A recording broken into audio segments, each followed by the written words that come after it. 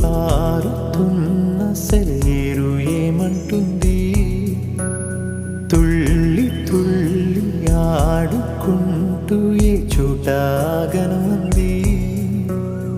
నింగిలోని నీలి మేఘమేమి అన్నది?